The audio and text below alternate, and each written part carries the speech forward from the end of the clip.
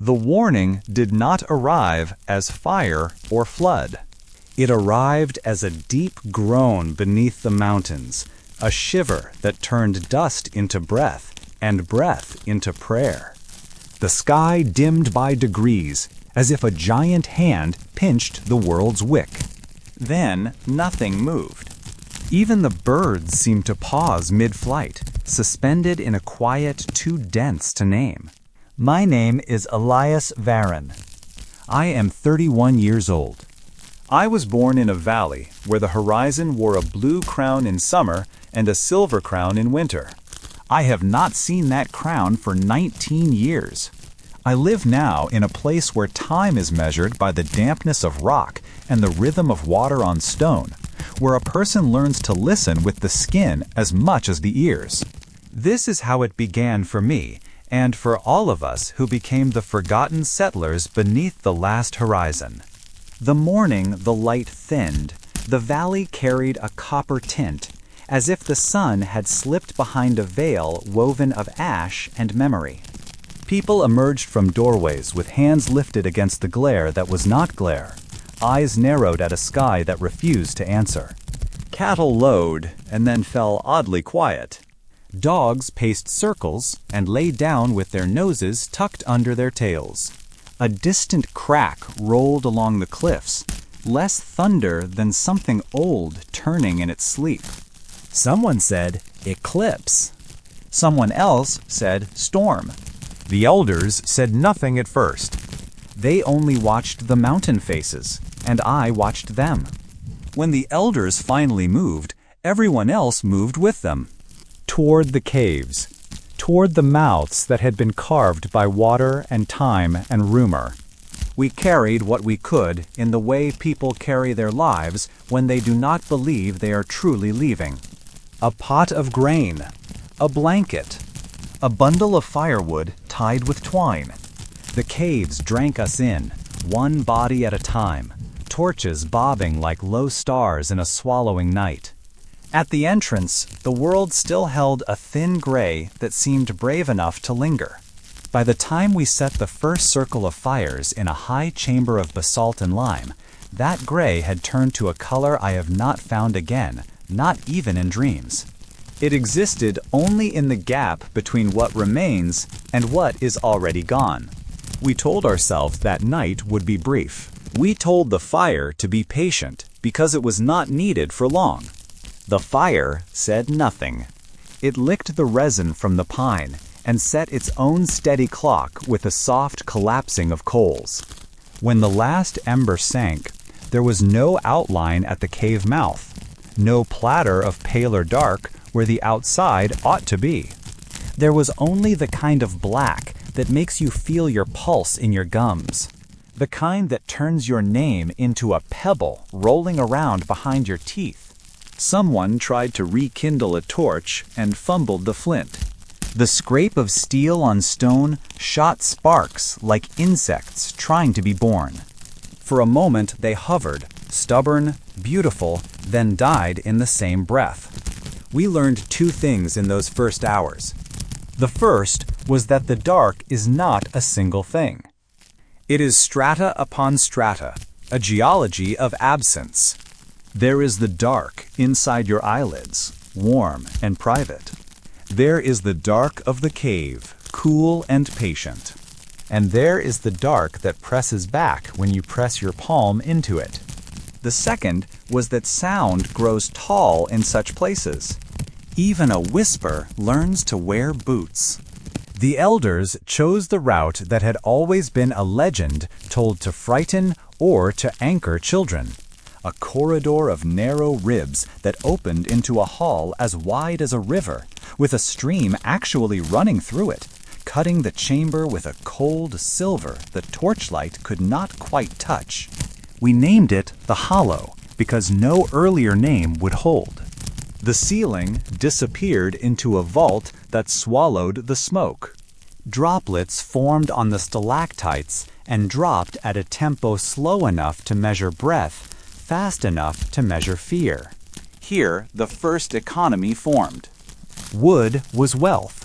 Flame was law. Water was a god that took no offerings.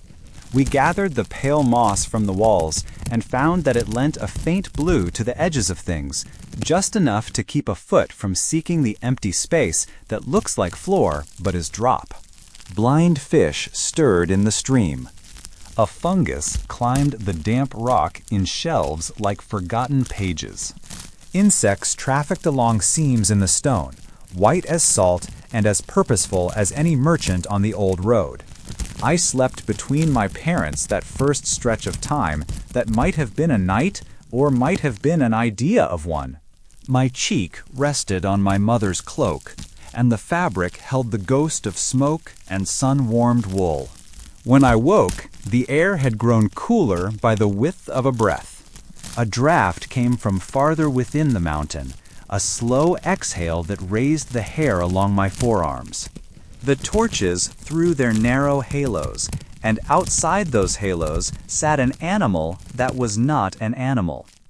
It was the knowledge that there is more space in the world than light, and that the body is small.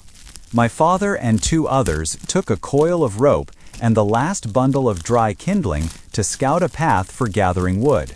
The idea seemed almost comic in its fatal optimism. We had come to the rocks to flee what we thought was a passing shroud, and now spoke as if we could go back out and gather the forest on our shoulders. Still, hope is a tool like any other. You hold it until the blade cannot be sharpened again. They disappeared into a passage whose walls glinted with damp crystals that refused to mirror the flame clearly, making their silhouettes ripple like fish. In their absence, chores flowed into shape. We learned the cave way of stepping, knees soft, weight low, the foot testing before trusting. We learned the cave way of speaking, mouth close, breath bounded, language clipped to the size of the listener's ear. The children were told to count drips, to carry water, to memorize paths by the feel of wall patterns under their fingertips. We marked turns with little stacks of stones, the top stone leaning toward the chosen direction. When the stones toppled in drafts, we learned to carve a small notch instead, right at shoulder height where the hand could find it without the eyes. At some point in that first cycle, the scouts returned. Not with wood, not with the forest reclaimed from a sky that no longer served it, but with the new arithmetic of our days. Fuel would run out before long. The moss gave light enough for the tasks of bare survival, but not for warmth. Fungi could replace grain if the stomach learned its different patience. The stream could give fish, but the net must be woven, and the hooks bent from old nails pulled out of doors we would never open again. The valley behind us was still. The air outside was colder than a winter before snow. The light was not light, but a lid. The elders formed a circle by the stream and assigned the first watches. They were not watches against an enemy yet. They were watches against forgetting the line of breath. A person would sit with their palm on the rock and tell the next to listen. The rock had a slow pulse if you stayed with it long enough. The mountain breathed. The world had not ended. It had only changed its rhythm and forgotten to tell us the new song. Shadow sickness began as a rumor and then learned the names of people. At first, it was a laugh from no one standing. Then it was a name spoken in the damp between walls. Then it was footsteps where there could be no footsteps, or footsteps that matched your own with a half-beat delay, as if the dark were trying on your weight for size. The cure was never to answer the call, never to turn too quickly toward the sound that wore your voice, never to follow a cold draft unless the path had already been marked by 3 hands and the return had been walked twice. In the soft hours that were not morning and not evening, my father placed his hand on the back of my head and pressed lightly, the way he used to when guiding me through a crowd. He did not need words. In that simple weight, I understood the old world had ended with very little ceremony. In the new one, pressure and presence would be our grammar. The hollow took on its first shape that season that did not exist. Sleeping nests of cloak and rope and moss clustered like low clouds. The cook fires were rationed to pulses, heat distributed by stone warmed and carried to those who needed it most.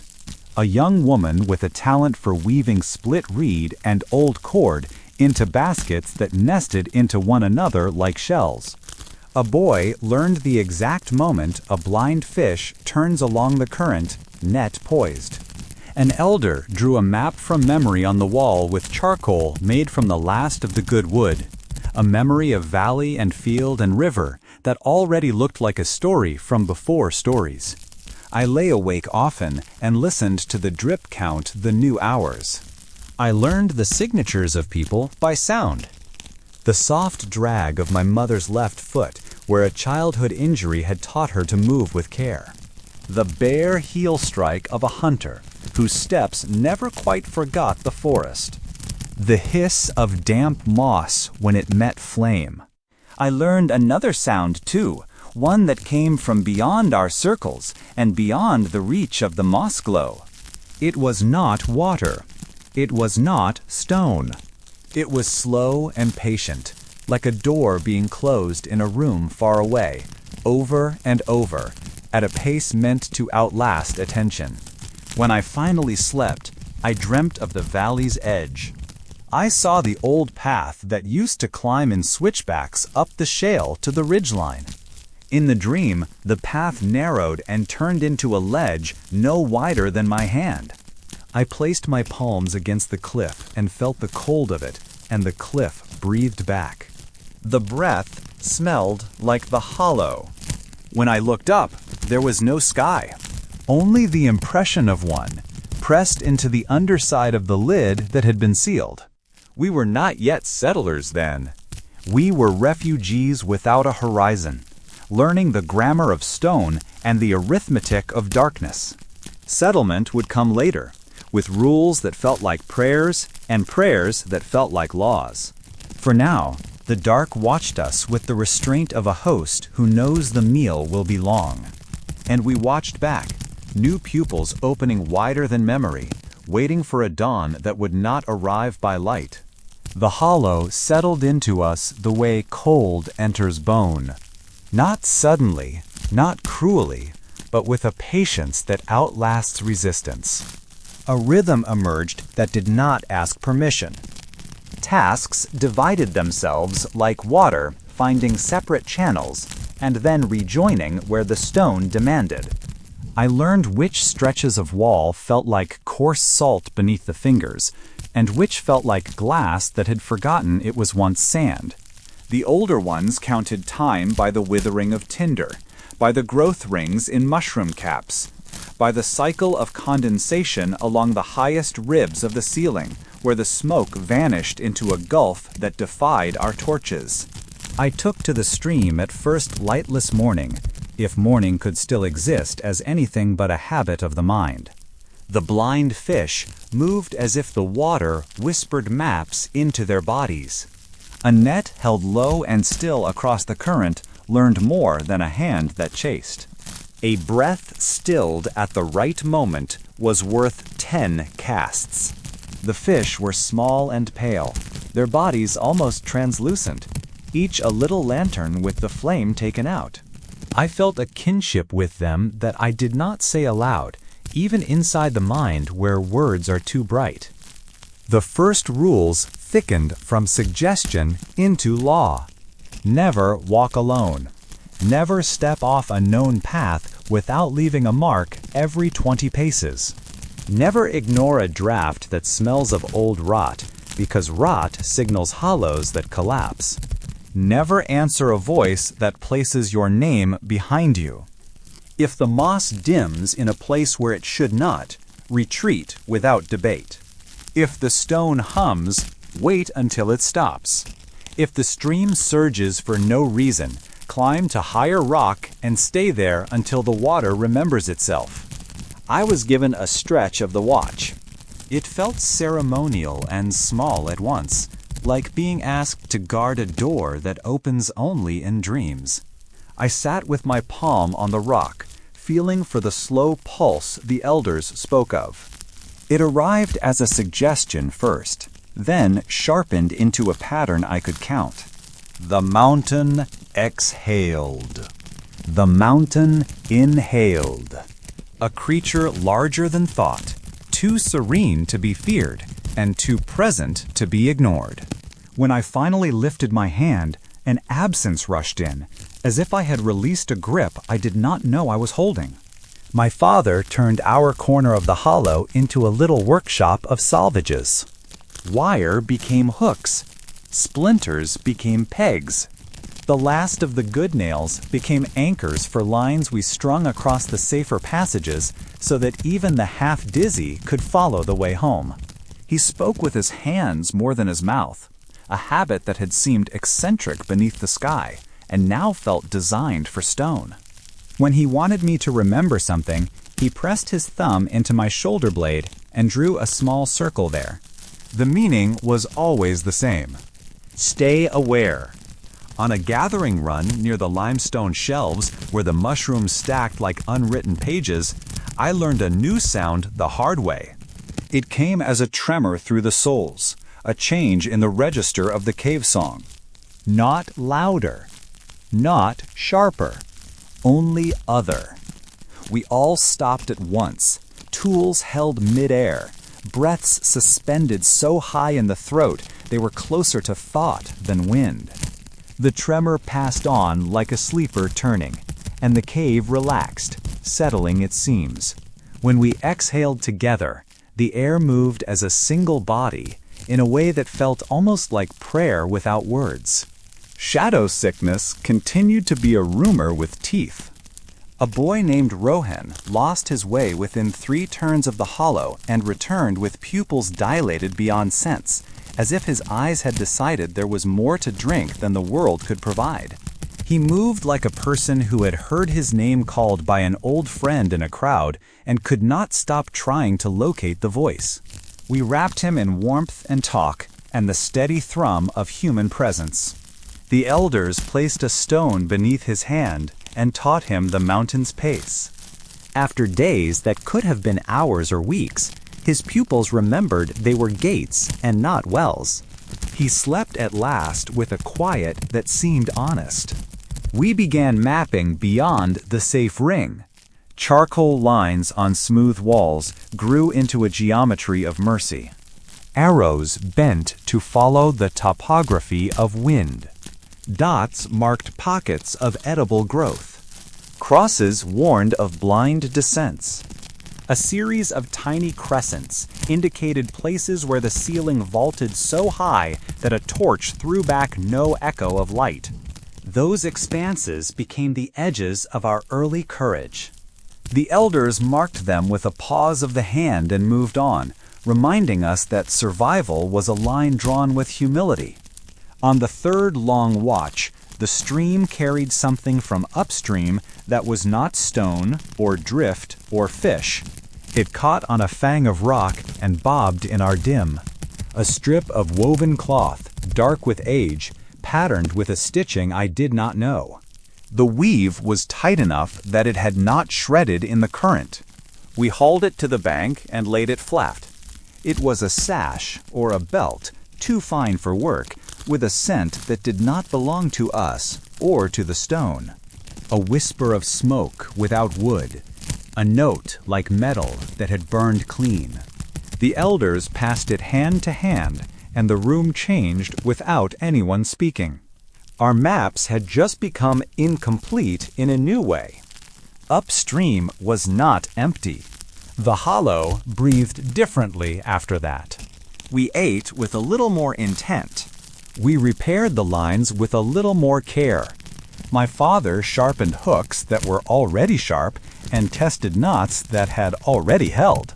The elders distributed the watch so there were no gaps where a wandering thought could become a wandering body. The caves had held stories long before we arrived. Now we had to consider that some of the stories could answer back. On a foraging run along a route that brushed the edge of a high, scalloped chamber, a draft touched the back of my neck and stood the skin there on end. It carried a chill that did not match the rest of the air, and a dryness that suggested a space so broad it stole moisture from breath. I marked the wall with a notch, and another notch, and a third for certainty, then waited for the group to do the same. The draft pulsed faintly, as if pulling and releasing at the pace of a heart larger than any we had named. We did not go in. We did not even lean. We carried the knowledge back like a full bowl and did not spill. Children adapted faster than we did, as if the dark had found in them less to unlearn. They ran in low, careful arcs, toes feeling the world before heels committed. They could sit in the moss glow and read the veins in a leaf we kept purely as a memory of surface habit. Their eyes had the luminous clarity of glass cooled without flaws. They played at mapping games where one would tap a sequence along a wall and the others would recite the path without ever moving their feet. They were becoming citizens of a place that required fewer promises and more practices. My mother kept a ledger in her head the way some keep a garden. She knew who needed warmth before they asked. She knew which small tasks stitched people to the day. She put the patient ones in the lines for water, where the wait was long and the rhythm steady. She put the restless ones in the foraging teams, where the muscles could carry worry into the stone and leave it there. She wrapped the newborns in moss warmed by stones that had slept beside the fire, and hummed songs that did not pretend the sky was listening. I tried once to imagine the valley as it must be now, if it still was. I pictured the field where the barley rose and fell in wind, the way I used to stand at the edge and let the shiver of it run into my body as if I were part of the crop. I tried to place the house with its door that stuck in rain, the bench under the eaves where my father would sit to mend tools, the little slope where we slid in winter on strips of bark made slick with frozen breath. The images held for a moment and then lifted away like colored smoke. What remained was not grief exactly. It was a rearrangement of center. The first council of the hollow convened at the stream where the water bent around a black boulder as smooth as a shoulder. The elders spoke by turns, not to deliver decrees, but to set the size of our lives. We would extend the mapped ring slowly, anchoring each advance with redundant paths. We would conserve the fire until it was memory, and then practice fireless craft until it was skill. We would cultivate the shelf fungi with careful cuts, leaving mother stalks to multiply. We would net the fish by seasons we did not name, but learned by body. We would watch for signs from upstream without seeking them recklessly. We would answer fear with action and superstition with method, and we would leave room in the method for the part of the cave that possessed its own mind. Hours later, on my return watch, the stream's surface lifted in a pattern I had not yet seen. Not a surge, not a tremor. A slow bulge that traveled from the dark throat upstream to the bend and then dissolved against the rock like a breath released. A second bulge followed, gentler, as if an oar had passed far away in a river that belonged to someone else. I set my palm on the stone and felt nothing new, only the patient pulse of the mountain. The water settled, quiet as thought finishing a circle. I slept lightly and woke to the hush that precedes a story, even when no one is telling it.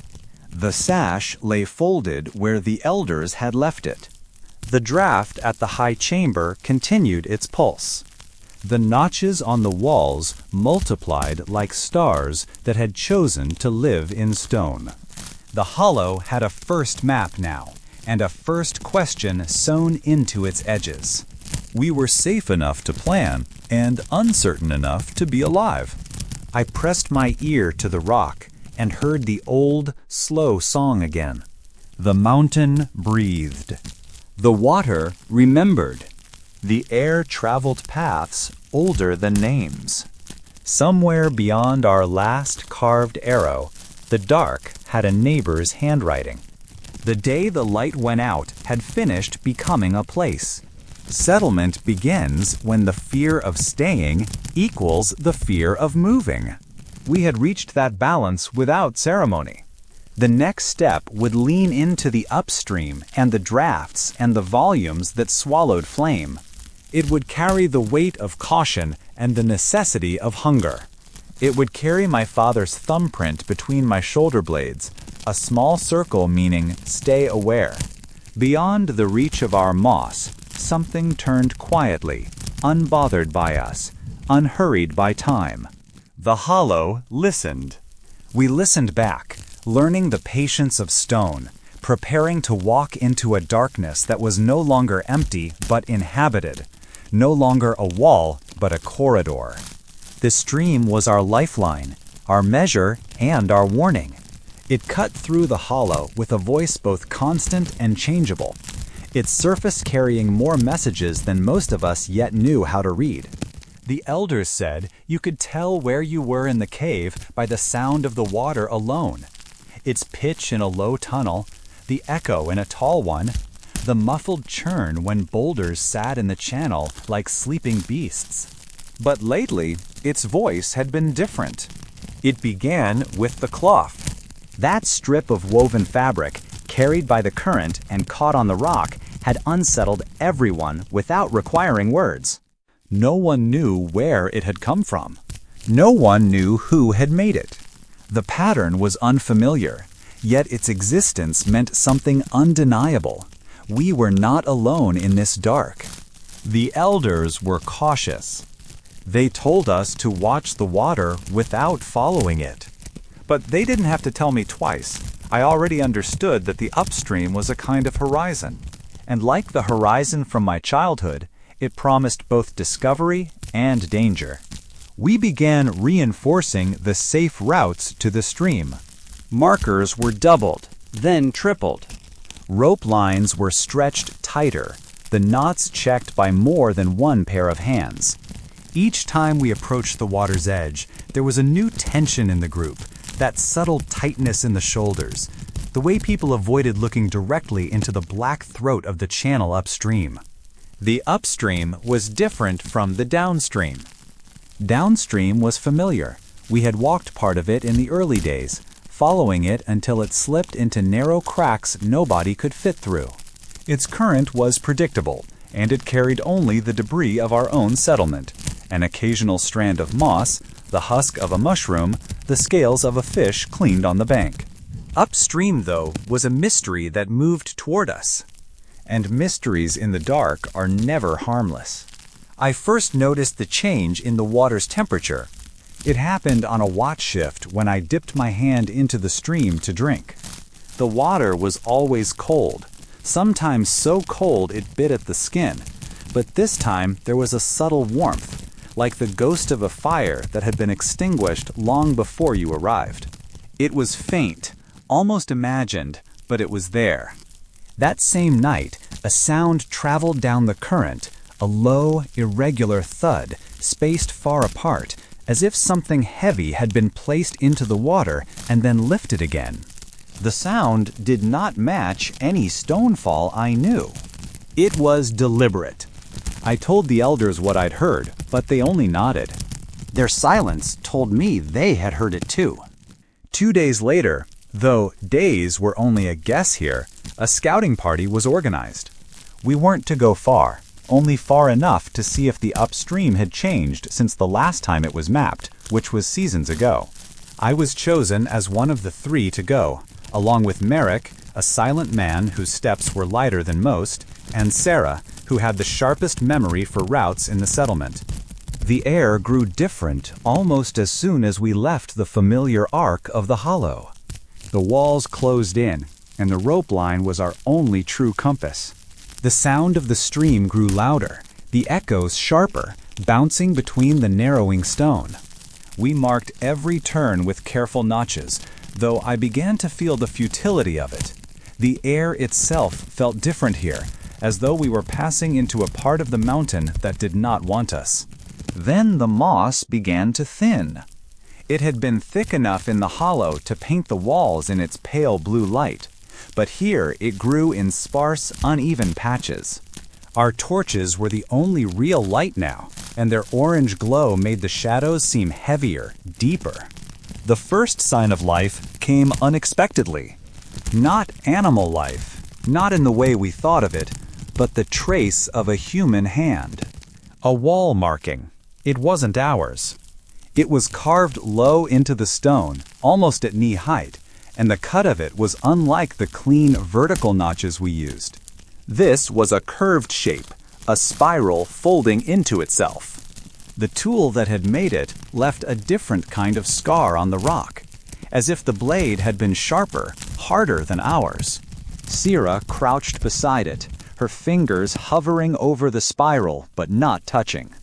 "This is old," she whispered, though we all knew age was difficult to measure here. Still, there was something about the edges, worn smooth in a way that spoke of time and of hands that had passed here before.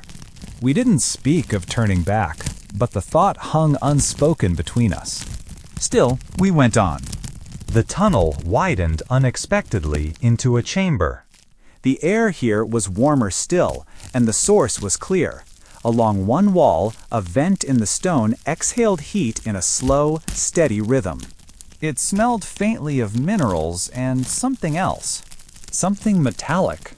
The warmth explained the earlier change in the water's temperature. Some part of this chamber fed into the stream, and the heat seeped through. But the heat was not the only thing here. Near the vent, partially hidden in shadow, was an object. At first, I thought it was another rock, but its shape was too deliberate. It was a vessel, a kind of basket, woven tightly from some kind of reed or fiber I didn't recognize. It was sealed with strips of hide, tied in a pattern far more complex than anything our people made. It had been placed there, not dropped, not washed in by the current. We didn't open it. We didn't even touch it.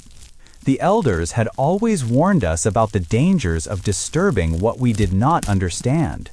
Objects placed in certain ways in the deep could be markers, offerings, or warnings. Any one of those could bring trouble, but leaving it there did not make me feel safe. In fact, I felt more exposed than if we had taken it.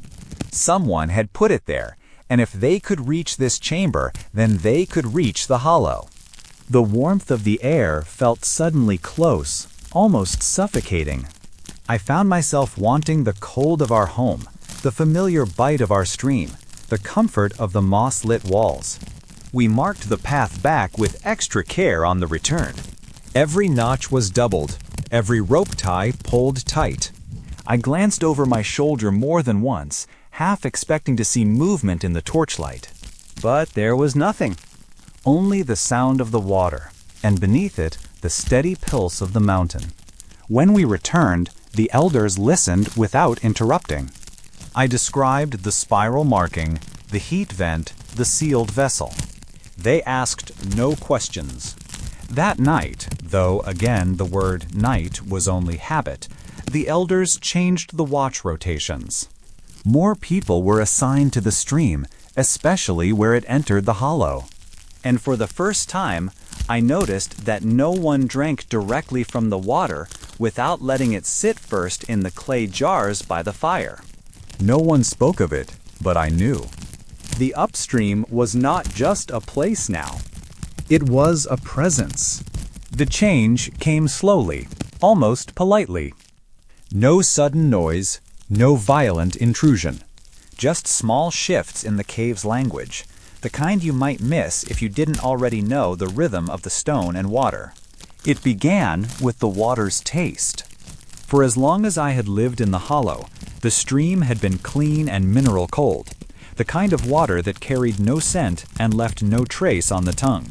But a few days after our scouting trip upstream, a faint bitterness began to ride just behind the first sip, not enough to repel, but enough to notice.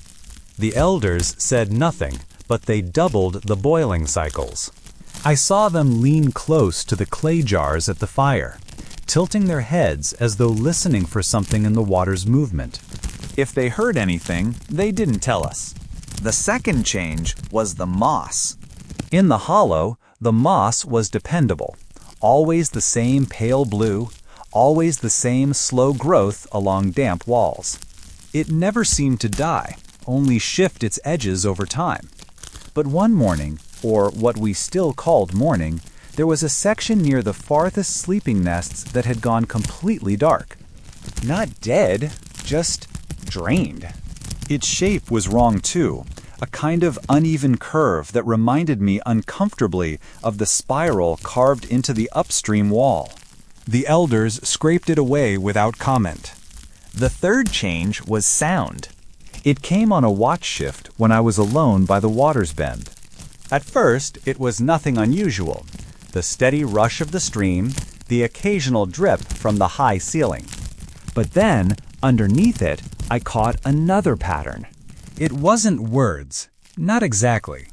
But it was deliberate. 3 soft taps in the water, a pause, then 2 more. It reminded me of someone testing a drum, learning its skin before playing. The sound repeated twice, then stopped completely. I told myself it was a trick of echo. But the space between the taps, that was human. After that night, the elders began assigning pairs to every watch, even in the safest sections. There was no announcement, just a quiet rearranging of duties. More rope lines were laid along the stream bank. More moss was harvested and moved closer to the central fire, as though keeping the light closer would help. The hollow felt smaller now, its edges tighter. People spoke more quietly, and some of the older children stopped playing near the water entirely. Even the laughter that occasionally floated through the settlement seemed abbreviated. I didn't see the vessel again, but I dreamed of it. In the dream, the hide ties were untied, one by one, and inside was not food, not tools, but water, blacker than the cave around it, shifting as if alive. When I woke, my mouth was dry and my heart was moving too fast. On the 4th day after our scouting run, the real sign came. Marek was on watch when he heard it, a faint scrape against the stone on the far side of the stream, upstream. He thought it was a loose rock shifting in the current until he realized the sound was steady. It was something dragging across the wall, slow, deliberate, as though tracing its own path in the dark. He didn't call out. He didn't move closer. He just sat, listening until it stopped. The next morning, when we checked that section of wall, we found a fresh marking. Another spiral, smaller than the one we'd seen in the upstream tunnel, but identical in shape. The stone dust from the carving still clung to the surface, damp and gray. It hadn't been there the day before. The elders gathered that night in a tight half-circle. I wasn't part of the council, but from my place by the fire I could see their faces. No one looked surprised. Concerned, yes, but not surprised. That was the moment I realized something. The elders had known about the upstream long before we found the cloth. They had known, and they had kept it quiet. It wasn't just caution. It was containment. The following watches were tense. The tapping sounds came again on the second night. 3, pause, 2. But this time they were followed by something new. A ripple in the water, wide enough to catch the torchlight in a trembling line. It traveled downstream past the hollow and vanished around the bend. No one saw what caused it. We kept our distance from the bank after that. Then, one watch later, came the thing that changed everything. I was with Sarah, sitting cross-legged on the rock shelf by the bend, the rope line looped around my wrist. The stream was calm, the air still. Then, without warning, a shape broke the surface upstream. It was small at first, no bigger than a fist, and pale in the torchlight. It floated, turning slowly, then drifted toward us. I thought it was another piece of hide, maybe from a vessel like the one we'd seen. But as it came closer, the shape clarified. It wasn't hide. It was a hand. A small one. Not severed, but carved, from stone so pale it looked almost bone white. The fingers were curled slightly inward, the nails etched with careful lines. The wrist ended in a clean break, as if it had been snapped from something larger. It bumped against the rock at my feet, turned, once in the current, and stopped. The water swirled around it, but it didn't move again. Sarah and I stared at it for what felt like a long time. We didn't touch it. We didn't speak. Finally, she lifted the rope from my wrist, tied it tight around her own, and leaned just far enough to hook the hand with the tip of her knife. We carried it to the elders. They didn't flinch.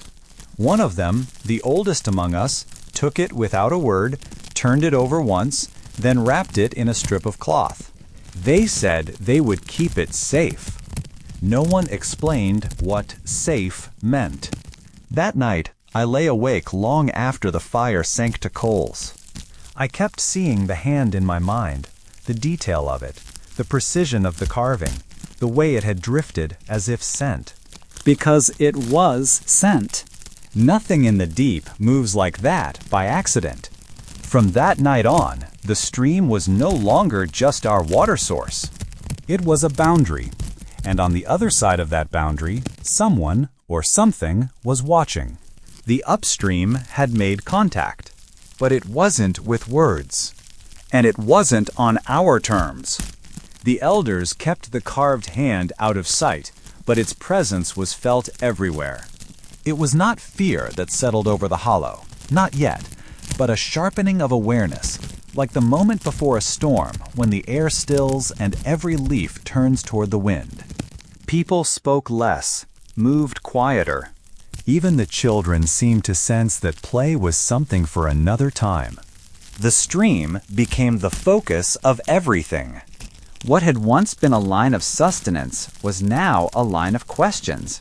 We drew water in smaller groups, never alone, never without a second set of eyes on the current. The moss near the bank was scraped clean, making it easier to see anything that might drift toward us. And then the objects began to arrive. The first came 2 watches after the hand. I was on duty with Marek, the rope line looped between us, when something caught against the same rock at the bend. It was small, flat, and glinted in the torchlight. When I fished it out, I saw it was a disc, no larger than my palm, carved from a black stone so smooth it felt like water held in place. Etched into its surface was the same spiral we had seen upstream, the same curve folding inward, a line without beginning or end. We turned it over in our hands. The back was perfectly smooth, without a mark or scratch. It was too deliberate to be a random fragment of rock, and far too perfect to have been shaped by water alone. We took it to the elders. This time, they didn't keep it hidden. Instead, they placed it on a flat stone in the center of the hollow, where anyone could see it. I think they wanted people to get used to it, to stare at the spiral until it became just another part of the settlement's map of shapes. It didn't work. 2 watches later, another object arrived. This one was a length of cord, braided from fibers I didn't recognize, dyed a deep red that looked almost alive in the firelight. It was knotted in 3 places, each knot tight and precise. When I tried to pull one apart, the cord resisted like sinew. Sarah was the one who suggested it was a message.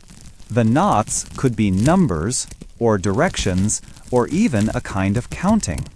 But if it was a message, it was in a language none of us knew. The cord went next to the disc on the flat stone.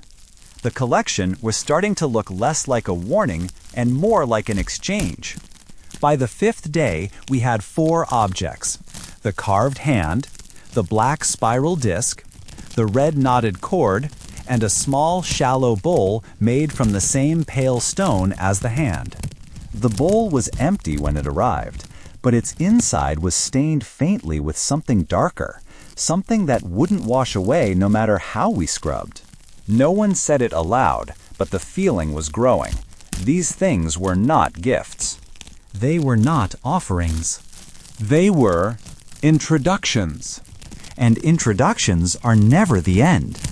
The elders debated their next move in low voices near the stream. The argument, if it was one, went on for hours. Some wanted to leave the objects where they were found, to refuse the exchange entirely. Others believed that not responding would invite more direct intrusion. In the end, they decided to send something downstream, something harmless, something that said we were aware without saying we were hostile. They chose a carved shell, a piece of surface life long preserved in the pocket of an elder who had carried it since before the shroud. It was polished smooth from years of handling, its spiral mirroring the one etched in the black stone disc.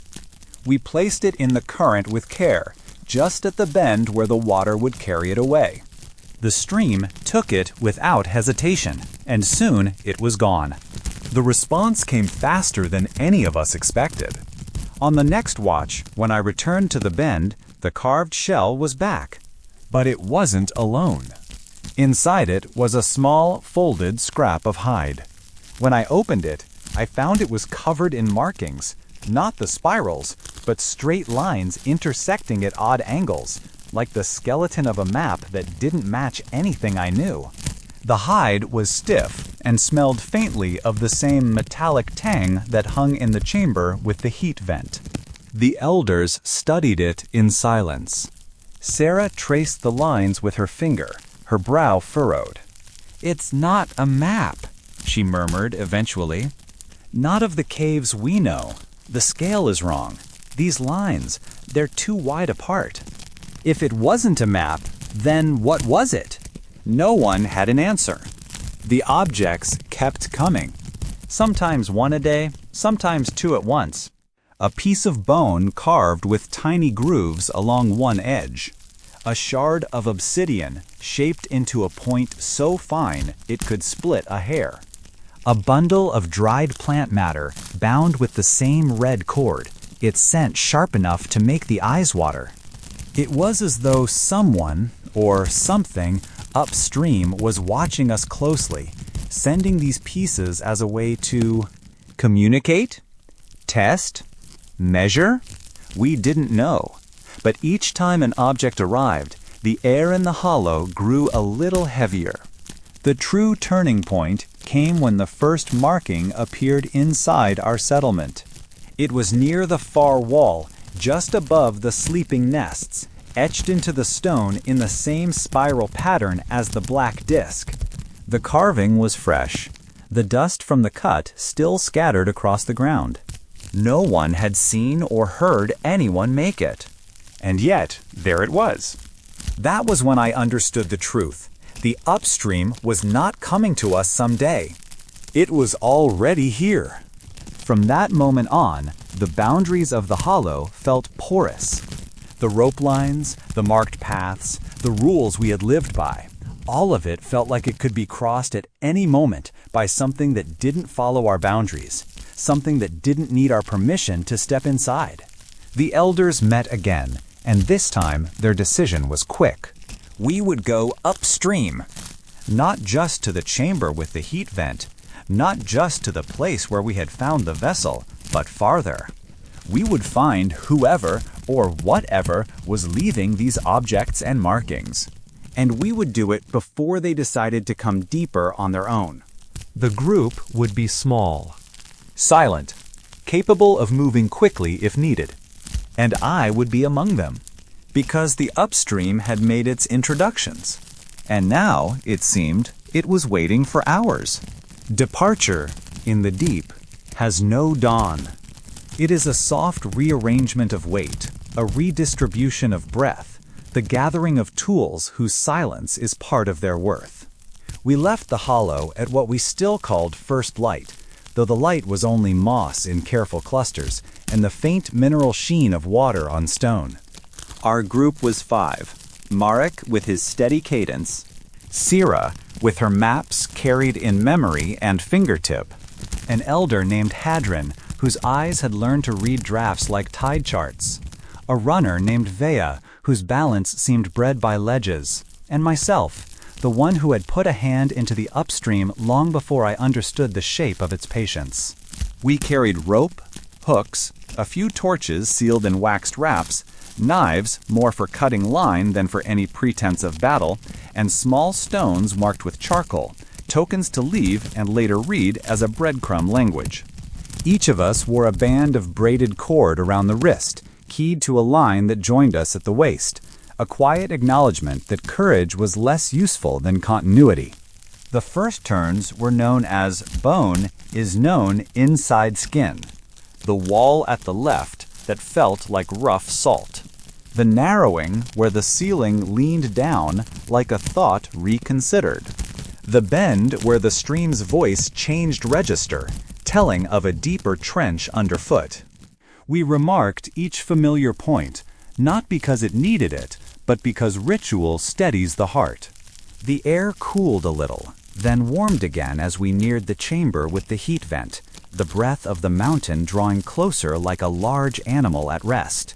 We paused at the vent's edge, palms open to the slow exhale. The woven vessel we had left untouched was gone.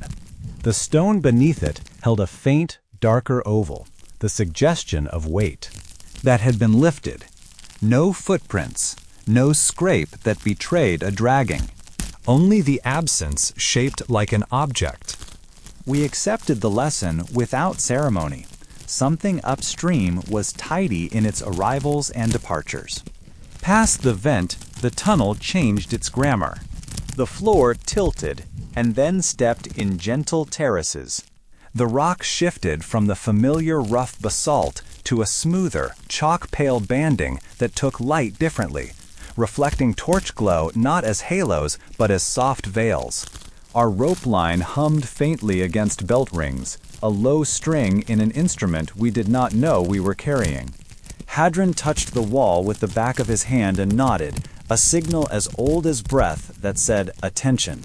We found the first sign that did not belong to rock or water, where the ceiling lifted to a ribbed vault. A notch at knee height, too clean to be water-cut, too deliberate to be accident, angled toward a narrow slot in the wall. The slot was no taller than a shoulder and breathed a faint current that smelled of minerals and something like dried leaf.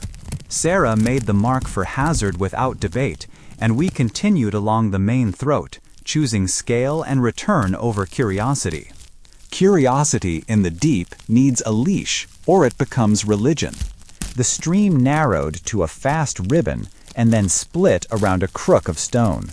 We took the left branch because the right fell tight and low, the water's voice sharpening into a sound that punishes lungs. On the left, the current slowed into a dark, glassy trough. Our moss light thinned. We rationed the torches, letting them drink only when the path demanded. In the dim between, the cave's own luminescence learned to carry the work, painting relief into the walls like the idea of a horizon remembered rather than seen. We laid our first token stone near a natural arch and moved on. Footsteps in the deep become a family if you let them. Marek's were the oldest brother, careful and even. Vea's were a younger cousin, light and quick, the glide of a person who trusts the floor to be where it appears. Sarah carried a scholar's gait, weight tuned to detail. Mine were a negotiation with the past.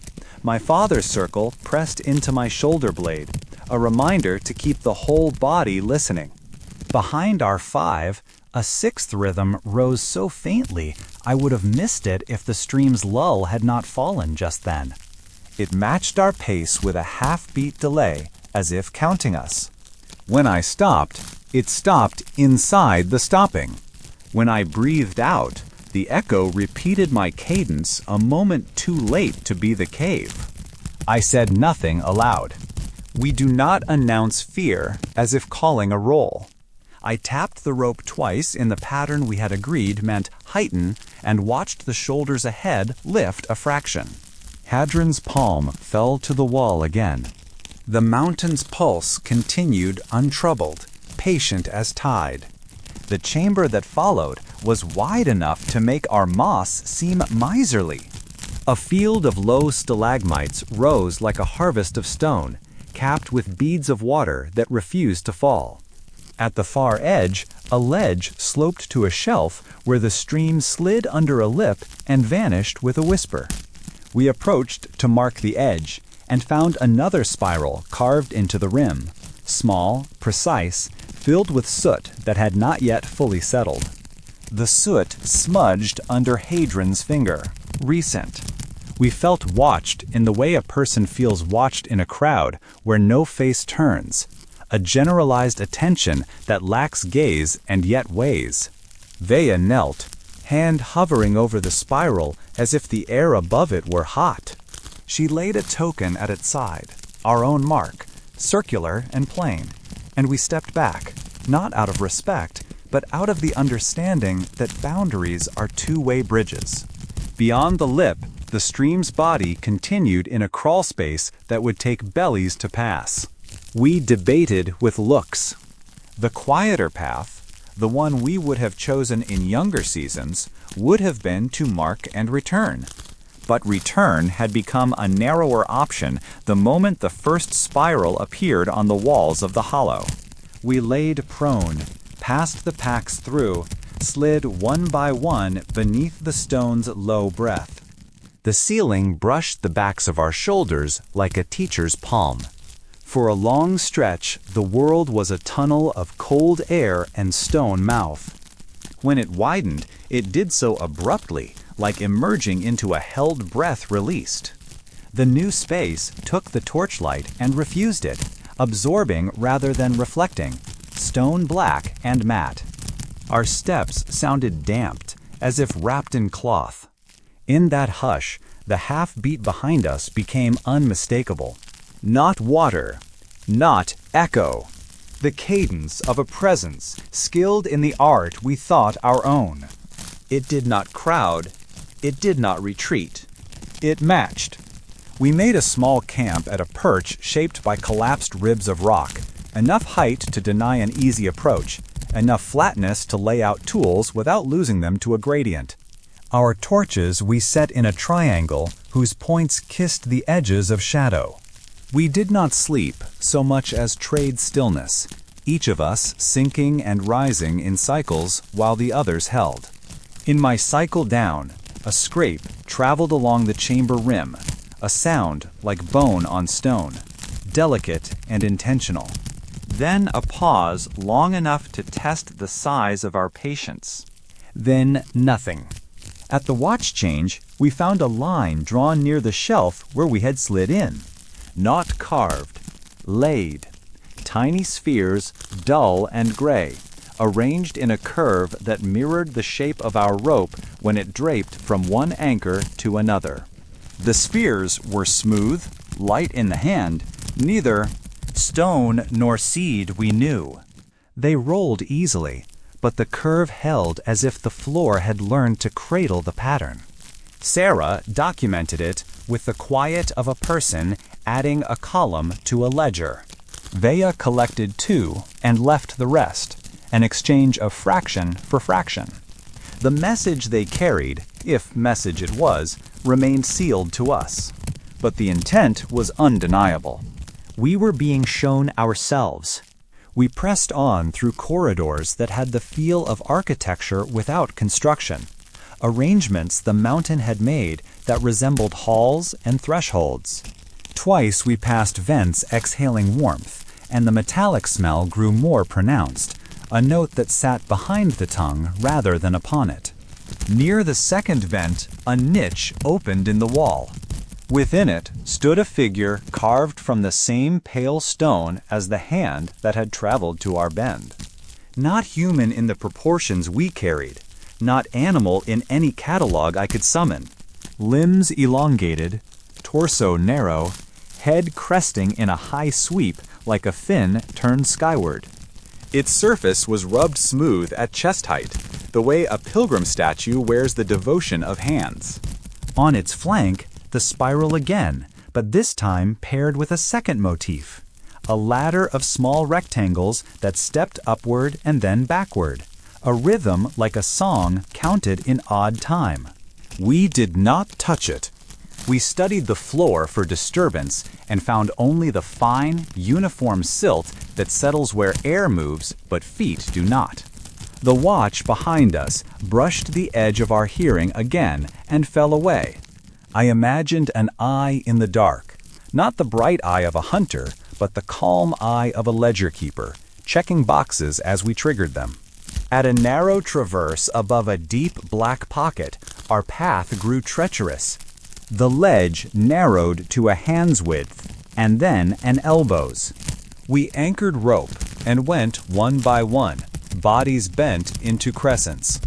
Midway, a stone clicked behind us, a small shift, the voice of a pebble learning gravity. Merrick froze, pressed into the wall. The line behind our last traveler went taut and then loosened in a measured release, as if something had tested its give and then let go. We finished the crossing with the controlled breath of people who have no interest in theatrical fear, only in arriving with the same number of bones they carried in. On the far side, the cave offered a gift, a shelf lined with the pale fungus we cultivated at home, but thicker, richer, feeding on trace warmth. We harvested sparingly, knowing abundance in one pocket implies scarcity further along, and marked the spot on our token stone. Nearby, etched low where a child could have reached, lay a series of short, parallel scratches. Not language in any form we knew. Not accident. The spacing was too regular, the depth too consistent. Practice marks, or the notation of a count that had stopped at 12. When fatigue finally persuaded us to halt, we chose a chamber with 2 exits and the stream audible through one. We set the triangle again and arranged our bodies so that each person watched a different edge of dark. My mind walked backward along the path we had taken, counting tokens, notches, ladders, spirals, the pale figure with its rubbed chest. The upstream had become a ledger we were reading without fluency. Somewhere along our entry, we had crossed from exploration to audience. The cave knew our shapes. It had learned our rope's curve. It had returned our shell with another geometry folded inside. It had carved inside our home and arranged small spheres to trace our habits. In the edge between waking and the sleep that is only survival, I felt the faint tug on the line at my waist. Not a pull, a touch. The acknowledgement of a sentry on the other side of a border, tapping once to say counted. I kept my breath steady, let the mountain's pulse take my wrist again, and matched it. In the calm that followed, the cave exhaled. The watcher exhaled. We exhaled. The conversation, still wordless, continued. When we moved on, it would be toward a sound we had not yet granted a name. But for that moment, suspended in the black that learns you as you learn it, I understood what we had thought was pursuit might also be escort. The danger in that distinction is subtle and vast. An escort chooses the path as surely as a hunter. And sometimes, the place an escort intends to bring you is exactly where the story you thought you were telling ends and the story you will have to live begins. The first thing we lost in the deeper upstream was time. Not in the usual way, in the hollow, we had long since stopped thinking in hours and days. This was different. In these passages, even the rhythm of movement seemed to stretch. Each step felt slower than the one before, yet the distance behind us vanished faster than the distance ahead appeared. It was like walking inside a held breath. The walls here were narrower, but they didn't press in the way cramped spaces do. Instead, they leaned away just enough to keep the ceiling far above torch height. Shadows swallowed the upper reaches, so the space felt both close and impossibly vast. The air was warmer, the smell sharper, still mineral heavy, but tinged with something faintly organic, like dried roots or old leather. We passed more spirals carved into the rock. Some were shallow and small, almost hidden in the seams of the stone. Others were large enough for me to fit my entire arm through the hollowed groove. These bigger ones had a polished sheen, like the stone had been stroked for years. Whether by water, wind, or hands, I couldn't tell. Marek touched one of the smaller spirals with the back of his fingers, then pulled away quickly, his face unreadable. He didn't explain. In the deep, explanations can cost more than silence. The first sign that the cave was about to change came as sound. We had been walking with only the stream's quiet rush and our own measured steps as companions when the faintest echo reached us, a low hum that seemed to come from no particular direction. It wasn't like the ringing of a struck stone. It was steadier, almost like a deep animal's call, but stretched too long to be breath. The hum grew louder as we continued until it began to bounce around the walls in layers. At one bend, it suddenly shifted, no longer distant but immediate, as though we had stepped into its throat. The chamber we entered was vast, its size revealed not by sight, but by the way the sound lived in it. Our torchlight fell away into nothing, swallowed by space. The stream cut directly through the middle, vanishing into darkness at both ends. Hadron knelt and tapped a stone against the ground. The echo came back after a full heartbeat, a deep, rounded return that made the floor seem to vibrate faintly under my boots. It was a place designed for sound. We spread out along the bank, careful not to step too close to the edge. Vea tossed a pebble into the water. The splash was tiny, but the chamber caught it and stretched it into something larger, something shaped. Then came an answer. It was subtle, so subtle that I thought it was my imagination at first. The splash's echo faded. And then there was another sound, softer but unmistakably deliberate. A small, quick dip into the water, upstream from where we stood. We froze. Another came, this one closer. The stream itself was speaking back. Sarah motioned for everyone to stay still, then crouched by the water's edge. She placed her hand lightly against the current, letting her fingers part the flow just enough to make a ripple. We waited. There was a pause, a long one, and then, further upstream, the same ripple returned. The distance was impossible to judge. The cave plays tricks with space, but the timing was deliberate, too exact to be accident. Sarah pulled her hand back. No one tried again. Some conversations in the deep are better left uncontinued. We set camp on a raised platform of stone that jutted into the chamber. The rope line was anchored at 3 points, and the torches were placed in a wide circle. Hadron stayed by the water, his eyes fixed upstream, his posture loose but ready. When it was my turn for watch, I sat in silence, listening. The hum was still there, a constant undercurrent beneath the small noises of our group resting. At some point, it seemed to shift slightly in tone, as though reacting to our presence. And then I heard it, faint but real. Footsteps. Not behind us this time. Ahead, on the other side of the water. I leaned forward, but the darkness across the stream was total. The steps were slow, measured, with long pauses between them. They stopped entirely after a few moments, leaving only the hum. Whoever, whatever, had been there did not come closer. Not yet. We left the Chamber of Echoes without incident, but the air ahead carried a different weight, thicker, warmer, touched with a dampness that clung to skin and cloth. The stream narrowed, forcing us to cross on a natural stone bridge. The crossing was wide enough for two to walk abreast, but the drop on either side was deep and absolute. Halfway across, I looked down and caught a faint glimmer, not torchlight, but something pale drifting just below the surface. It moved slowly with the current, a long shape that twisted gently before disappearing into the shadow under the bridge. I didn't mention it. There was no need to give shape to what couldn't be pursued. The far side of the bridge brought us into a series of branching tunnels. Here, the stone was different, lighter in color, more brittle underfoot, with cracks that spread like veins along the walls.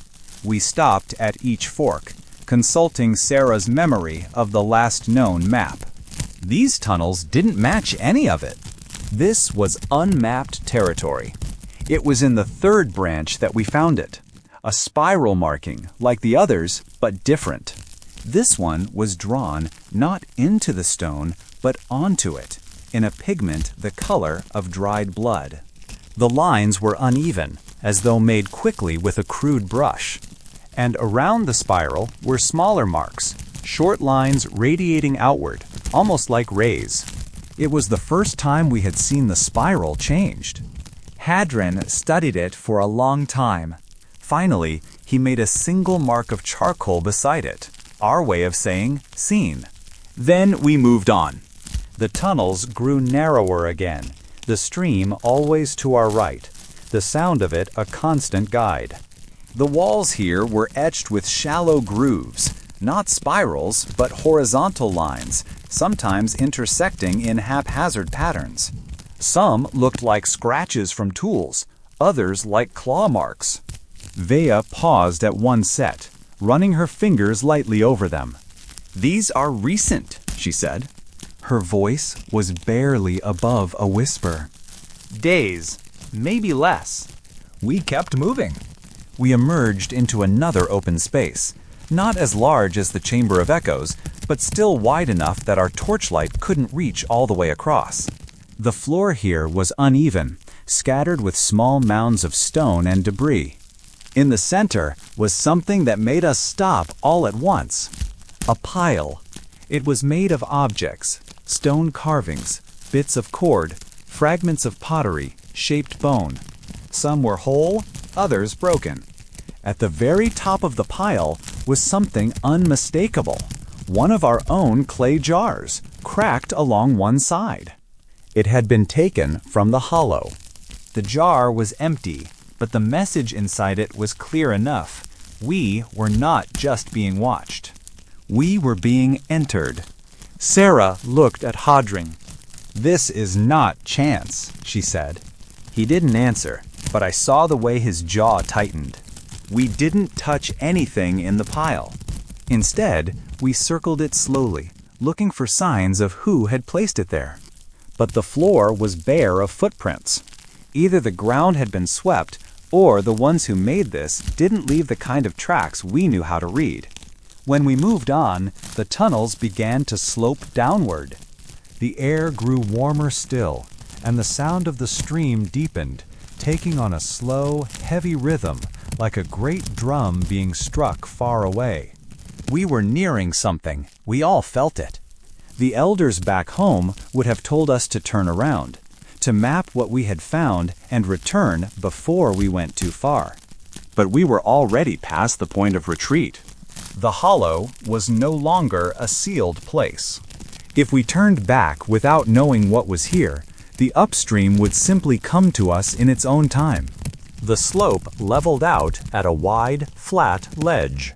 Below us, the stream widened into a dark, still pool. The air here was heavy with moisture, and the walls glistened as if sweating. And on the far wall, illuminated by the flicker of our torches, was a mark that froze us all in place. It was a spiral, but not carved, not painted. It was made of light, a faint, pale glow, just bright enough to hold its shape against the darkness. It pulsed very slightly, as though alive. No one spoke. We simply stood there, listening to the slow breath of the cave, watching the spiral breathe with it. Whatever waited upstream, we had just reached its threshold. The glowing spiral held us there longer than we intended. It wasn't bright, no more than the faint blue moss in the hollow, but its quality of light was wrong for this deep. The moss's glow is constant, steady, a living reaction to its environment. This spiral's glow pulsed, faintly, as though it were breathing with the cave. No one moved closer at first. We simply stood on the ledge, our torchlight wavering in our hands, waiting to see if it would change. But the spiral stayed as it was, fixed to the wall. Its light, soft yet deliberate, was the first to step down toward the pool below. Her boots made no sound on the damp stone. She crouched at the edge, leaning forward just enough to catch the reflection in the water. "It's not painted," she whispered without looking back. "It's coming from inside the rock." Hadron joined her, kneeling at the water's edge. His hand hovered just above the surface before he reached across with the tip of his knife, touching the outer curve of the spiral. The glow didn't dim or flicker. It simply accepted the contact, as if it had been expecting it. We debated whether to cross. The pool was wide, its surface unnervingly still. The stream that had fed it was gone from view, swallowed into the underground just before reaching this point. The silence of the water was almost heavier than the hum of the Chamber of Echoes had been. Finally, Sarah spoke. "We didn't come here to turn back from a wall." That decided it. We unpacked the narrow raft we had brought for deep crossings, nothing more than lashed driftwood and sealed skins, and eased it into the water. Marek and Hadron crossed first, their torchlight bouncing against the slick walls until it met the glowing spiral head-on. The rest of us followed, the raft shifting gently beneath our weight. The water was colder than it looked. It didn't ripple the way normal water should. Each movement of the raft pushed a single, broad wave that slid outward, reached the walls, and seemed to vanish rather than rebound. Standing directly before the spiral, I could see it was not a perfect carving. The edges were too organic, curling slightly inward as though the rock had grown that way. The glow came from deep within the grooves, as though something had been embedded far inside. Sarah traced her fingers along one curve, pausing where the spiral's line crossed itself. She didn't speak, but the look she gave Hadron told me she had seen something or felt something she couldn't yet name. And then the hum began again. Not from the chamber behind us, but from ahead, beyond the spiral. There was a break in the wall, almost hidden by the spiral's innermost curl. A narrow passage, just wide enough for a single person, sloped upward at a shallow angle. The glow seeped into it, enough to keep us from needing torches for the first few meters. We went in single file, the rope line between us. The air was warmer, but not the dry heat of the vents we'd passed before. This heat was damp, carrying a faint metallic tang that coated the back of the tongue. The hum grew louder with each step. It wasn't constant now.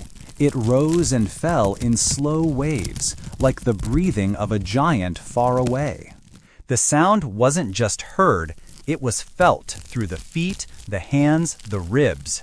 The passage bent sharply, and we emerged into a space unlike any we had seen before. The chamber was enormous, and unlike the natural vaults of the upstream, this one felt shaped. The walls curved smoothly, meeting at a dome above us. Along their surface, dozens, maybe hundreds, of glowing spirals pulsed in time with the hum. The floor sloped gently toward the center, where a depression held a shallow pool of water as still as the one outside. And there, kneeling beside the pool, was a figure. It was pale, Not the pale of blind cavefish, but a pale that seemed to reflect every bit of light the spirals gave off. Its limbs were long, its posture almost human, but slightly wrong. The arms too long, the neck too straight. The head was tilted toward the water, motionless. It didn't turn when we entered. The hum filled the chamber, and though no words were spoken, I had the distinct, unsettling feeling that our arrival was neither unexpected nor unwelcome. No one spoke. The rope line between us felt suddenly fragile, like the only thing keeping us from unraveling entirely. The figure reached one long hand toward the pool, its fingers splaying just above the surface. The water responded before it touched, rippling outward in slow, perfect circles. The hum shifted. The spirals along the walls began to pulse in a slightly different rhythm, slower, deeper. I realized then that this was not just a sound. It was a signal. The figure stood. Its movements were smooth, fluid, without the small hesitations of human joints. It turned toward us, and I saw its face. There were no eyes, or at least not in the place where I expected them. The skin where the eyes should have been was unbroken, smooth and pale. The mouth was small, a narrow curve with no visible lips. But the shape of the head, the structure of the jaw, was close enough to human that my body reacted with a strange mix of recognition and revulsion. It stepped toward us, each footfall making no sound at all. The hum deepened again, vibrating in my chest. When it stopped, it was close enough that I could see faint lines etched into its skin, lines that matched the spirals on the walls. They were not painted or scarred, they were part of it. The figure extended its hand. In its palm was a small object, round, flat, and black, just like the disc we had found in the stream. But this one was different. The spiral on its surface was moving. Not carved, moving. The line turned slowly inward, as though it were drawing itself over and over without ever reaching the center. The hum faded to a low, steady tone. The figure waited. None of us moved to take the object. Not at first. My pulse felt like part of the sound in the room, sinking to it. Sarah glanced at Hadron, and after a moment, he stepped forward. His hand shook only slightly as he accepted the disc. The figure withdrew its hand, turned back toward the pool, and lowered itself into the same kneeling position as before. The hum shifted upward in tone.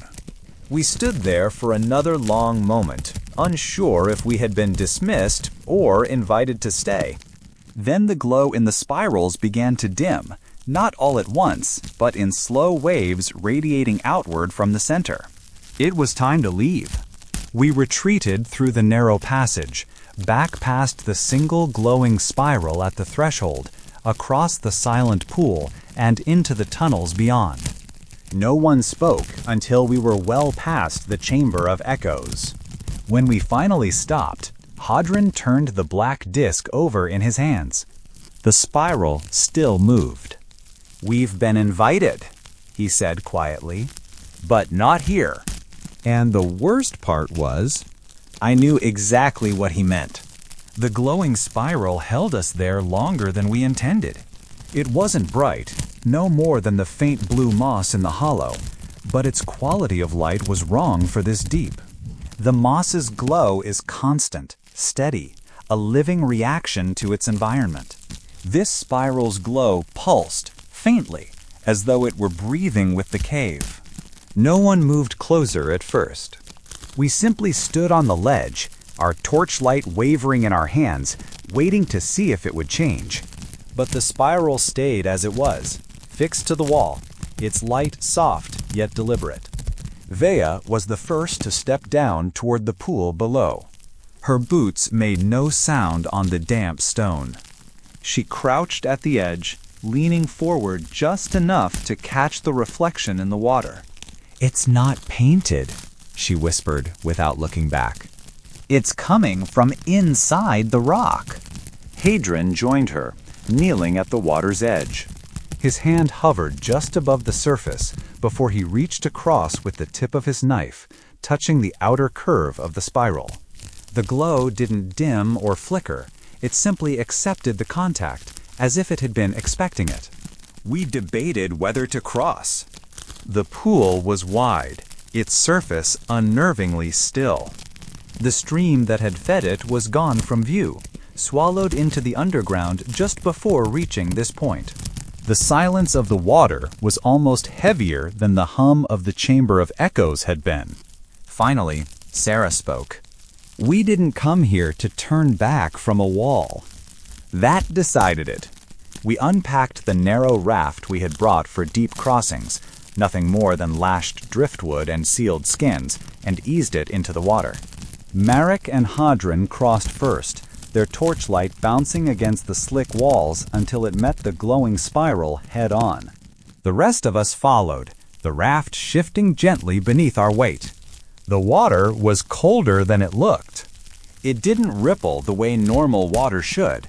Each movement of the raft pushed a single, broad wave that slid outward, reached the walls, and seemed to vanish rather than rebound.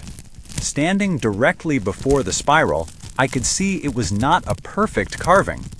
The edges were too organic, curling slightly inward as though the rock had grown that way.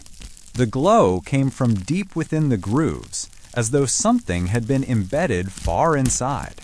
Sarah traced her fingers along one curve, pausing where the spiral's line crossed itself. She didn't speak, but the look she gave Hadron told me she had seen something or felt something she couldn't yet name. And then the hum began again. Not from the chamber behind us, but from ahead, beyond the spiral. There was a break in the wall, almost hidden by the spiral's innermost curl. A narrow passage, just wide enough for a single person, sloped upward at a shallow angle. The glow seeped into it, enough to keep us from needing torches for the first few meters. We went in single file, the rope line between us. The air was warmer, but not the dry heat of the vents we'd passed before.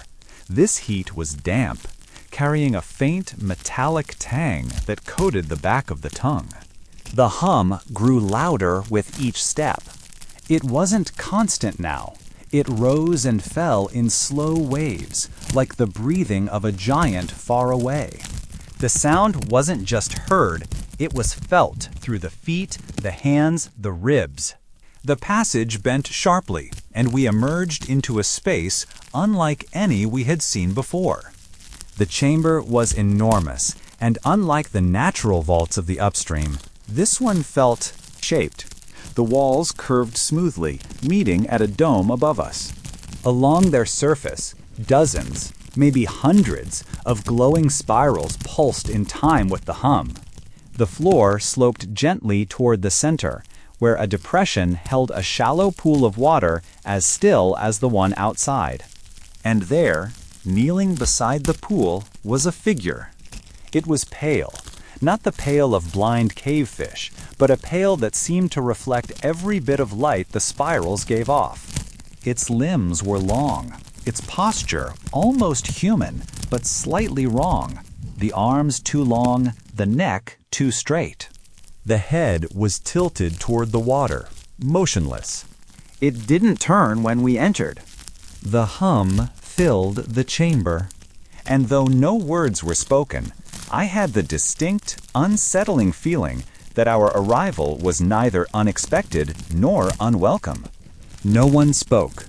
The rope line between us felt suddenly fragile, like the only thing keeping us from unraveling entirely. The figure reached one long hand toward the pool, its fingers splaying just above the surface. The water responded before it touched, rippling outward in slow, perfect circles. The hum shifted. The spirals along the walls began to pulse in a slightly different rhythm, slower, deeper. I realized then that this was not just a sound. It was a signal. The figure stood. Its movements were smooth, fluid, without the small hesitations of human joints. It turned toward us, and I saw its face. There were no eyes, or at least not in the place where I expected them. The skin where the eyes should have been was unbroken, smooth and pale. The mouth was small, a narrow curve with no visible lips.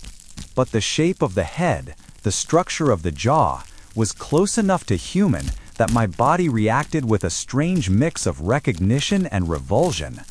It stepped toward us, each footfall making no sound at all. The hum deepened again, vibrating in my chest. When it stopped, it was close enough that I could see faint lines etched into its skin, lines that matched the spirals on the walls. They were not painted or scarred, they were part of it. The figure extended its hand. In its palm was a small object, round, flat, and black, just like the disc we had found in the stream. But this one was different. The spiral on its surface was moving. Not carved, moving. The line turned slowly inward, as though it were drawing itself over and over without ever reaching the center. The hum faded to a low, steady tone. The figure waited. None of us moved to take the object. Not at first. My pulse felt like part of the sound in the room, sinking to it. Sarah glanced at Hadron, and after a moment, he stepped forward. His hand shook only slightly as he accepted the disc.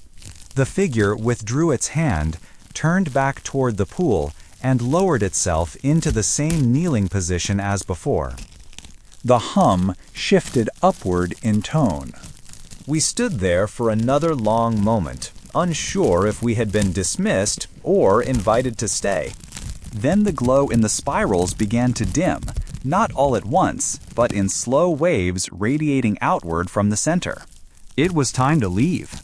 We retreated through the narrow passage, back past the single glowing spiral at the threshold, across the silent pool, and into the tunnels beyond. No one spoke until we were well past the Chamber of Echoes. When we finally stopped, Hadron turned the black disc over in his hands. The spiral still moved. "We've been invited," he said quietly, "but not here." And the worst part was, I knew exactly what he meant. It began without noise. We'd expected sound, the scrape of stone underfoot, the shift of water, but the first time the upstream crossed into the hollow, it was silence that entered. I was on the second watch near the stream when I noticed it. The air just... wrong. The same way the cave changes before a rockfall. Not movement, but a subtle weight pressing in, as if the stone itself were holding its breath. The rope markers by the bank swayed very slightly, though there was no draft. The water's surface had gone utterly still, like glass stretched tight. And then the light changed. It wasn't brighter or dimmer, but the direction of it shifted. The moss glow on the far wall seemed to pull toward the bank, bending faintly in a way it never had before. My eyes followed that bend and saw it. A figure. Not rushing, not creeping, simply there. Standing at the edge of the torchlight, the same place Vea had described before. Tall, pale, limbs too long for comfort, head tilted slightly as if considering the space before it. It stepped forward. I didn't call out. Instinct told me that speaking would be wrong, like shattering the surface of still water when something is watching from beneath. The figure moved into clearer view. The spirals were there again, etched faintly into its skin, pulsing with the same slow rhythm as the disc in the center of the hollow. It wasn't carrying anything this time. Its hands were empty, arms loose at its sides. It walked past me without turning its head. Not fast, not threatening. Just walking. I followed at a distance, my feet making the smallest possible sound against the stone. The figure moved straight toward the fire pit, toward the flat stone where the moving spiral lay. People stirred from their sleeping nests, eyes catching on the pale shape. No one spoke. No one stopped it. The elders were already awake, seated by the fire as if they had been waiting for this exact moment. The figure reached the stone, crouched, and placed its hand just beside the moving spiral, not on it, but close enough that the light from its skin and the shimmer of the spiral almost touched. The spiral's movement slowed. The figure stayed like that for a long moment, hand steady, head lowered slightly as if listening. Then it stood, turned, and walked back toward the stream. It never looked at us. When it reached the bank, it didn't cross the rope lines. It simply stepped into the water and vanished into the dark, as if the current had taken it whole without a ripple. The elders gave no orders. They only said one thing. It knows the way now. The visits became more frequent after that. Never more than one figure at a time. Never any speech. Sometimes they would bring something, a carved stone, a length of cord, a shard of pottery, and place it beside the spiral. Other times they would simply stand there, as if marking their presence was the only point. And always the spiral's movement would slow while they were near, only to resume when they left. Some people began lingering closer to the stone during these visits. At first out of curiosity, then something more like expectation. They would sit nearby long after the figure had gone, as if hoping it would return sooner. The elders discouraged it, but not harshly. Perhaps they knew it would make no difference. The changes in the hollow were harder to ignore now. The moss's growth was spreading faster, creeping higher on the walls, glowing brighter. The stream's taste was changing too, still drinkable, but with a faint metallic tang, just like the air in the upstream chamber. Children began drawing spirals in the dust without being taught. Some of the marks matched the simple curves we'd seen before. Others copied the more complex patterns from the figure's skin, though none of us had shown them those. It was Rowan who broke the quiet pattern. One watch, when the figure came, Rowan stood and stepped directly into its path. No weapon, no rope, just himself. The figure stopped. They stood like that for a long moment, no sound but the low pulse of the spiral. Then the figure reached out and touched Rowan's chest, right over his heart. Not a push, not a grip, just a slow press of its long fingers. When it withdrew its hand, there was a faint spiral on Rowan's skin. Not cut, not painted, just there. He didn't speak for the rest of the night. By the next watch, the mark had faded from his skin. But Rowan was different, quieter, still. His eyes moved in slow arcs, following things the rest of us couldn't see. When I asked what had happened, he said only one thing. It was listening to my breath. After that, more people began standing closer during the visits. Some touched the figures. Some let the figures touch them. And each time, the spiral in the hollow slowed just a little more, as if syncing itself with us, or us with it. The elders finally called a meeting. "The line is gone," Hadron said simply. "They are in the hollow now, and if we let them keep coming, we won't be able to tell where we end and they begin." The choice was simple in words, but impossible in truth. Defend the hollow, or go fully into upstream territory on our own terms. No one wanted to say it aloud, but we all knew, whichever choice we made, the days of the hollow, as it had been, were already over. The meeting lasted an entire cycle, though time meant little in the deep. No voices were raised. No arguments broke into open defiance. It was quieter than any council before it, But the weight in that silence was the kind that shapes entire futures. The elders sat in their half-circle near the stream, the moving spiral on the flat stone behind them. It pulsed softly, rhythm steady, as if listening. Hadron spoke first. "The line is gone. We cannot keep them out. Every visit is a crossing, and every crossing leaves more of them here." Merrick shook his head. "And if we leave, we cross the line ourselves, into a place that isn't ours, into whatever they are." Sarah's voice was the softest, but it carried. "If we stay, we will change. If we go, we will change. But upstream, we might learn what we are changing into." The words settled like dust on still water. No one called for a vote. No one counted hands. The decision didn't need to be tallied. It was written in the posture of the room, in the way eyes turned toward the spiral, in the long, even breaths that matched its movement. We would go. Preparation was quiet. Packs were filled, rope lines coiled, hooks and tools sharpened. The clay jars were loaded with water, though we all knew the upstream had its own sources. Some people stayed behind. The very old, the very young, those who believed the hollow could endure even without us. But most gathered near the stream, packs ready, faces pale in the moss light. The spiral pulsed as we passed it. I could almost believe it was marking our departure. We left in a line, 5 across at the widest parts, single file in the narrow bends. I was near the front with Hadron, Sarah, Marek, and Vea. Behind us stretched the rest, quiet footsteps, steady breathing, rope lines linking small groups together. The hollow fell away behind us, its glow swallowed by the bends of the stone. I didn't look back. Not because I didn't want to see it one last time, but because I already knew that if I did, I might not be able to keep walking.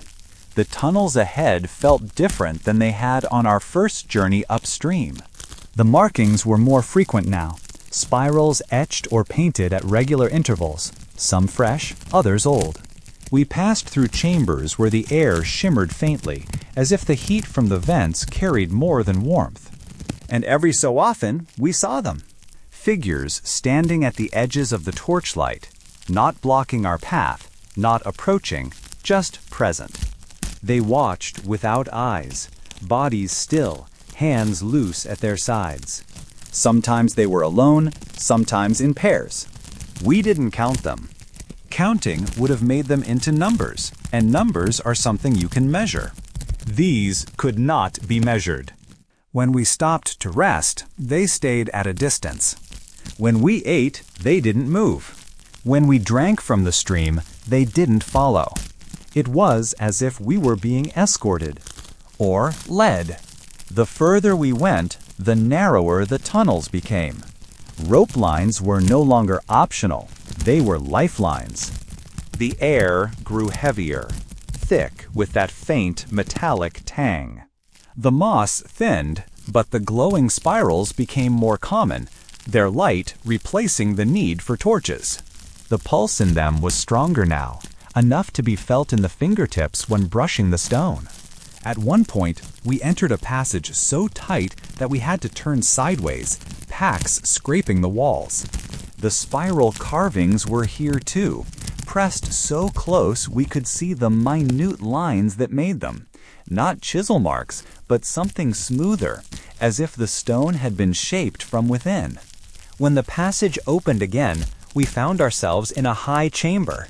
The walls here were covered in spirals, not placed at random, but arranged in arcs and patterns. The figures were waiting for us inside, more than I had ever seen together. Dozens, maybe more, standing in silent rows along the perimeter. Their pale skin caught the spiral light. Their movements, when they shifted at all, so slow they might have been mistaken for stillness. The hum began again. Not the low tone of the chamber by the pool, but something deeper, layered. It resonated in my chest, in my teeth. in the ropes that bound us together. Hadron stopped at the center of the chamber. He didn't speak. None of us did. The figures began to move, not toward us, but around us, walking in a slow, deliberate circle. The hum changed, matching the pace of their steps. The spirals on the walls brightened in rhythm. Then, one by one, they began touching us. A hand on a shoulder, a brush along an arm, a palm pressed lightly to the center of the chest. Where they touched, a spiral appeared, faint, like the mark Rowan had carried. Some faded within moments, others lingered. When it was my turn, the hand that touched me was warm, the fingers long and steady. The spiral it left on my chest pulsed once, twice, then faded. We left the chamber without being told. No one blocked the way forward. But I knew we had passed something, a point beyond which there was no turning back, even if we wanted to. The path narrowed again, but it no longer felt like stone pressing in. It felt like the cave itself was folding around us, guiding us, ensuring we kept to the intended route. And somewhere ahead, I could hear it, the deep, slow hum of the chamber with the pool. But this time, it wasn't waiting for us. It was calling. The hum grew stronger with every step, until it was no longer sound but sensation, a slow vibration running through bone and blood, syncing heartbeats whether we wanted it or not. The spirals on the walls here weren't carved or painted. They were part of the stone itself, as though the rock had been shaped by some deep current. The light inside them pulsed faster now, no longer the patient rhythm we'd seen in the hollow. This was something urgent, calling us forward. The stream beside us widened, flattening into a broad channel. Its surface was unnaturally smooth, the kind of stillness you only see when water is under control. Every so often, a pale shape drifted just beneath, slow, unhurried, impossible to name. The figures were with us constantly now. No longer keeping distance, they walked among us as if we'd always been part of the same procession. Their long fingers brushed rope lines. Their pale arms swayed in perfect rhythm with the hum. No one flinched anymore when they touched us. Some even leaned slightly toward them, like plants turning toward the sun they had never seen. We passed through an arch so tall the top disappeared into shadow. Beyond it, the floor dropped in a gradual slope, the air thickening into something warmer, heavier. The metallic tang was sharp now, catching in the back of the throat.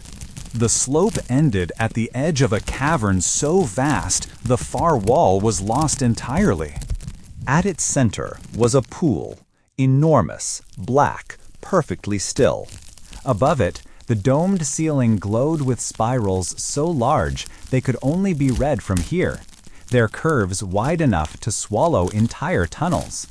In the center of the pool stood a column of stone, perfectly smooth, its surface covered in moving spirals like the disc we'd brought back to the hollow. The patterns shifted endlessly, folding inward, opening outward, never repeating. And kneeling at the base of that column, half in the water, was the same pale figure we had first met by the pool. But it was not alone. Dozens of others stood in the shallows around it, all facing the column. None moved. The hum here was so strong that breathing felt timed, as if there was no other way to do it. Hadron stepped forward first, the rope lines still joining us. No one stopped him. We followed, single file, across a narrow stone bridge that led into the shallows. The water here was warm, and though the surface was dark, the spirals on the column reached down into its depths, moving as if reflected from far below. When we reached the gathered figures, they parted without a sound, making space for us at the base of the column. The hum deepened once more. The central figure stood, water sliding down its pale frame. It approached Hadron, holding something in both hands. From where I stood, it looked like a vessel carved from the same stone as the column. Small, shallow, filled with water so still it might have been frozen. It offered it to him. Hadron looked back at us only once, then took the vessel in both hands. He didn't drink right away. The water inside was so black, it seemed to swallow the light around it. A single spiral shimmered on the surface, turning slowly without breaking. The hum shifted, and for the first time, I realized it was not one sound, but many, a layering of tones from every figure in the cavern. The vibration came not from the stone, but from them, their bodies producing the same rhythm as the spirals, their presence shaping the air itself. Hadron raised the vessel. He drank. The change was immediate. His shoulders relaxed, his eyes half closed, and for a moment I thought he might collapse. But instead, he stepped toward the column, placed one hand flat against it, and stood perfectly still. The spirals on the column changed, not their motion, but their color. A faint warmth spread outward from where his hand rested, curling through the patterns like new veins. One of the pale figures stepped forward and touched Hadron's back. He didn't move. The rest of us watched, breath caught in the rhythm of the hum. Then the figure turned toward us, vessel still in its hands, the spiral on the surface of the water untouched by motion. It held it out again. To me, my hands shook as I took it. The stone of the vessel was warm, almost soft. The water inside was impossibly black, yet the spiral on its surface seemed to sink into me the longer I looked at it. For a moment, I thought about setting it down, about breaking the rope line, about running back through the tunnels until I found the dim blue of the hollow. But the hum was inside me now. The spiral was inside me. I lifted the vessel. The vessel was warm in my hands. Not the kind of warmth that fades, but a steady, living heat, like holding something that has its own heartbeat. The black water within didn't ripple, didn't shift, even though my fingers trembled. The spiral, floating on its surface, turned with the same patient certainty as the one we had carried home to the hollow. Behind me, the rope line was still tied to my waist, linking me to Sarah, to Merrick, to all the others. Ahead of me, the pale figure stood motionless, waiting. The hum from the gathered figures and the column pressed against my chest like a tide that would not recede. I lifted the vessel until the spiral filled my vision. It did not pull at me. It did not command. It simply was. And that was enough. The first mouthful was neither cold nor hot. The taste was impossible to name. Not sweet, not bitter, not mineral. It was like drinking air that had been waiting for centuries to be touched. The hum changed immediately. The spiral on the water dissolved into countless smaller shapes, each spinning outward, joining the spirals on the column. My knees almost gave out, but the warmth from the vessel steadied me, spreading from my chest outward, tracing the shape of my body as though it were learning me. I stepped forward. My free hand touched the column. The stone was not stone. It was warm, almost pliant, its spirals moving under my palm like water flowing beneath ice. And as I stood there, the sensation of being separate from it began to thin. I could feel my heartbeat inside the hum. I could feel its heartbeat inside me. When I stepped back, the vessel was empty. The pale figure took it, turned, and offered it to the next in line. I don't remember the order after that. Sarah drank. Merrick drank. Vea drank. Not all did. Some stepped back, shaking their heads, eyes fixed on the exit. The pale figures did not stop them, but their leaving felt like a shadow moving against the current of the room. Those who drank stayed by the column, hands pressed to it, eyes half closed, breathing in rhythm with the spirals. When the last vessel was emptied, the central figure returned to its place by the pool. The hum softened, the spirals on the walls dimming to the slow, steady rhythm I had first seen in the upstream threshold. It was done. We had crossed. The return to the hollow was not a march. It was a drift. Those who had not drunk walked in silence, glancing often at those of us who had. We didn't speak much either. It wasn't unwillingness. It was as though the words had been replaced with something slower, deeper. The figures did not escort us back. They stayed upstream, their silhouettes fading into the glow. But the hum came with us, faint now, almost hidden beneath the sound of the stream. The hollow looked the same when we arrived, but it did not feel the same. The moss light seemed brighter, the air warmer. The moving spiral on the flat stone turned in perfect sync with the rhythm in my chest. Over the next cycles, the changes became clearer. The moss grew faster, feeding on something unseen. The stream's metallic tang never faded. Spirals began to appear on the walls, faint at first, then sharper, as though they were rising from beneath the surface of the stone. Those who had drunk from the vessel felt them before they appeared, a warmth in the palms, a subtle pulse in the air. The elders stopped meeting by the stream. Decisions happened quietly, without debate. Work was done in longer, smoother motions. No rush, no hesitation.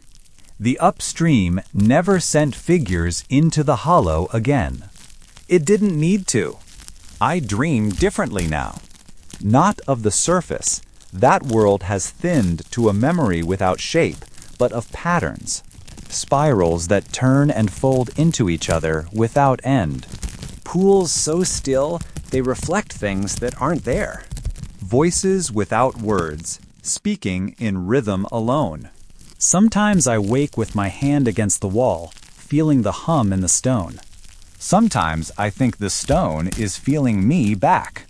We do not speak of the day we went upstream. There is no need. The hollow is not what it was. We are not what we were. And in the deep, there is no difference between the two. Please like this video and subscribe to my channel. Thank you.